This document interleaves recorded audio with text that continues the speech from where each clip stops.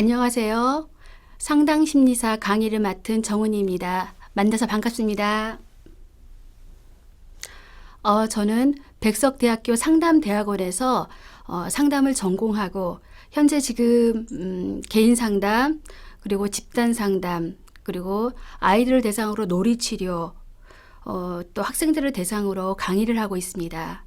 여러분과 함께 상담 심리에 대해서 이야기를 나눌 수 있어서 참 반갑고 좋습니다. 전체적으로 개괄적인 말씀을 드리다 보면 상담에 대한 의미와 그리고 필요성, 그리고 상담에 대한 이론을 먼저 알아야 저희가 거기에 대해서 무엇이 있었구나를 알 수가 있거든요. 그래서 그 이론들을 알고 그 다음에 상담의 기법, 그리고 유형들, 그래서 이런 종류의 상담에 쫙 있습니다라고 말씀을 드리고 설명을 드릴 거예요.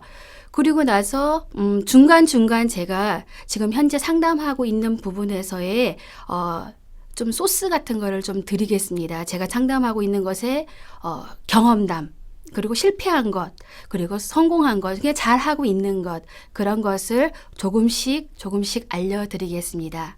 우선 오늘 지금 첫 강의로는 상담이란 무엇인가라고 해서 오늘 1차시를 준비했습니다. 상담은 상담의 의미와 필요성에 대해서 먼저 알려고 합니다. 상담이란 우리 카운셀러 그런 얘기를 많이 들으셨죠. 시중에서도 뭐 고객 상담, 그리고 뭐 학생들을 대상으로 뭐 취미를 하는 것도 상담, 또 인생 또 이야기하는 것도 상담, 모든 것을 포괄적으로 상담을 우리가 많이 쓰고 있습니다. 그런 것처럼 포괄적으로 많이 쓰고 있지만 우리의 용어를 좀 전문적으로 좀 알아보는 그런 시간을 가지겠습니다. 상담이란 용어는 영어의 카운슬링을 번역한 말로 고려하다, 조언을 받다, 조언을 구하다 등의 의미를 가진 라틴어의 의미를 두고 있고요. 또 한자어로 볼 때는 상담은 서로 상자와 이야기 담자로 이루어져 있습니다. 그래서 상담에 따른 학문적 의미를 종합해 보면 상담의 특성은 상담은 주의 깊게 살필 수 있는 전문적이고 인격적인 만남을 필요로 하고요.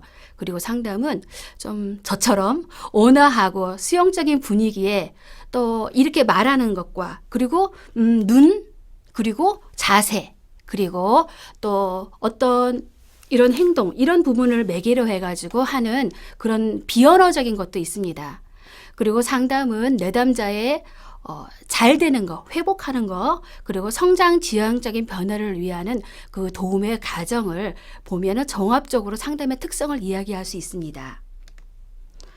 따라서 상담이란 주의 깊게 살필 수 있는 전문적이고 인격적인 만남과 온화하고 수용적인 분위기에 중요한 여기 의사소통이죠. 주고받는 거, 의사소통을 통해서 내담자의 회복과 성장 지향적인 변화를 위한 전 인격적인 도움의 과정이라고 할 수 있겠습니다. 상담이 왜 필요한지 요즘 다 상담 하잖아요. 그렇지만 우리는 상담이 왜 필요한지 좀 더 구체적으로 알아보겠습니다. 우리나라는 문화적인 전통과 문화적인 경향으로서 상담을 찾아가서 상담을 마주하고 자신의 뭐 괴로움을 이야기하는 그런 상담에 익숙하지 않습니다. 뭐 유교 문화나 우리가 이런 전통적인 문화에 의해서는 가긴 어딜 가라고 이야기하거든요. 그리고 특히 남성분들은 특히 더 안 가죠. 제가 상담하고 있는 우리 학생들이나 보면은 어른들도 보면 아빠 좀 오세요 그러면 안 오세요. 가긴 어딜 가. 그냥 만나서 얘기하면 되고 가만히 저절로 지가 크면 되는 거를 뭘 만나서 뭐 치료를 해. 알아서 하면 되지. 라고 좀 덜 협조적이세요. 그래서 이런 부분이 보면 우리가 문화적인 경향이 좀 있지 않나. 특히 가부장적인 또 경향으로 해서 자기를 드러내거나 좀 나타내는 것을 또 불편해하는 경향도 있습니다. 그래서 많은 사람들이 현실 생활에서 우리가 괴로움을 내 업보야라고 여기거나 그 내 욕심이 아닌가? 내가 너무 집착하고 있어 라고 스스로 마음을 다스리려고 하고 또 그 괴로움을 내가 해볼 거야 라고 치유하려고 해요. 근데 그것이 또 치유되기도 합니다. 그런데 그것이 이제 요즘 급격한 또 서구 문화라고, 이미 서구 문화라고 하기에는 우리가 사실은 어색한 우리의 생활의 유입으로 인해서 좀 물질을 중시하고 또 거의 뭐 학생들은 하루 종일 학교, 또 요즘은 어머니들도 맞벌이를 다 하시고 집에 계신 분이 많지 않으세요. 그러다 보니까 개인주의와 이기주의가 또 만연되고 있고 또 가족 구조가 변화되었어요. 어떤 가족 구조냐면 예전에는 대가족, 이제 대가족 아니면 소가족이야 말하지만 사실은 소가족도 굉장히 많이 분류가 돼 있어요. 요즘은 다문화 가정, 다문화, 그 다음에 한부모. 한부모는 어머니나 아버님이 안 계신 한쪽 부모님을 부모님과 자녀가 그렇게 같이 사는 한부모 가정이라고 그러고요. 그리고 이제 소가족. 그리고 또 요즘은 혼자 사는 분들도 계시죠. 혼자 사는 분들이 이제 있으면서 또 달라요. 혼자 생활하는 것에 익숙해져서 누가 오는 것을 불편해해요. 누구하고 이야기하는 거 불편해요. 오히려 애완견이 더 친근하고 가족이라고 얘기를 하죠. 그래서 이렇게 가족 구조가 변화됨에 따라서 심리적인 문제가 좀 심각해지기도 해요. 그래서 전문적인 상담을 필요로 하는 사람들이 많아지고 있습니다. 그러면 이 시간에는 상담자에 대해서 이야기를 나눠보겠습니다. 상담자는 무엇이냐면 누구냐면 우리 쉽게 말하면 상담을 하는 사람이에요. 제가 상담하는 사람이거든요. 상담을 하는 사람이고요. 상담자를 조금 더 문자적으로 풀어보면 내담자의 심리적 갈등이나 현실적인 문제를 내담자가 합리적이고 올바른 방법으로 해결하고 적응적인 삶을 살도록 도와주는 사람입니다. 한마디로 상담해주는 사람이에요. 내담자는 무엇이냐면 누구냐면 상담을 받는 사람을 이야기합니다. 그거는 이제 2차 시에서 또 구체적으로 설명해 드리겠습니다.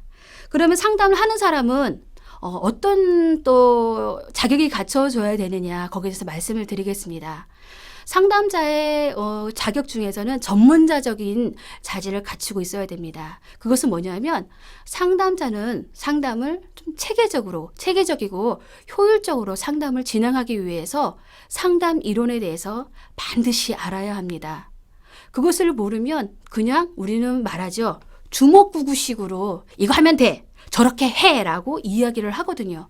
근데 그것이 결코 상담에 그냥 이웃 옆에서 말하는 사람은 도움이 될 수 있어요. 그렇지만 상담실을 찾아와서 직접 고민을 이야기할 때는 이렇게 하면 되잖아요 하면 상담의 효과가 현저히 떨어집니다. 그리고 상담 받으러 오지를 않습니다. 그래서 저희는 상담 이론에 근거해서 그리고 상담자가 얼마나 경험을 가지고 그것에 대해서 상담을 하는가에 따라서 달라집니다.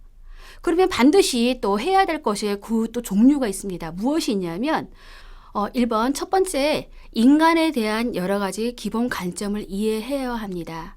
각종 여러 가지 상담 이론들이 있는데 거기에는 인간관이라고 해서 인간을 이해하는 여러 가지 관점이 있습니다. 거기에 대한 이해가 필요하고요. 그리고 이상행동 또는 정신병리의 발달 과정을 이해하여야 합니다. 책을 소개하려면 이상심리학이나 정신병리에 관한 책들이 많이 있습니다. 거기 가서 한번 읽어보시면 우리가 TV에서나 여러 가지 매체에서 보면은 여기 정신적으로 그 정신분열증이에요. TV 드라마에서도 그런 거 얘기 많이 나오잖아요. 그런 부분에 대해서 저게 뭐지? 그러면 이상심리학이라는 책도 있습니다. 그래서 그런 전문적인 책을 한번 사보셔서 읽어보시고 아니면 그 부분만 잠깐 보셔도 도움이 많이 되는 걸로 알고 있습니다. 세 번째, 변화를 일으키는 구체적인 방법들을 습득하여야 합니다. 변화를 일으키는 구체적인 방법들을 습득하는 방법은 뭐가 있을까요? 이론을 알아라는 얘기죠. 지금 제가 3차시부터 상담 이론에 대한 강의를 할 것입니다. 거기에는 인간 중심 이론, 정신 분석 상담, 행동주의, 인지행동 등 여러 가지 계속적인 상담 이론들이 있는데 거기에 대한 방법들을 습득하라고 얘기를 하고 있습니다. 그럼 상담가의 그 전문적인 자질 중에서 상담 지식이 상담 경험이 될 수 없습니다.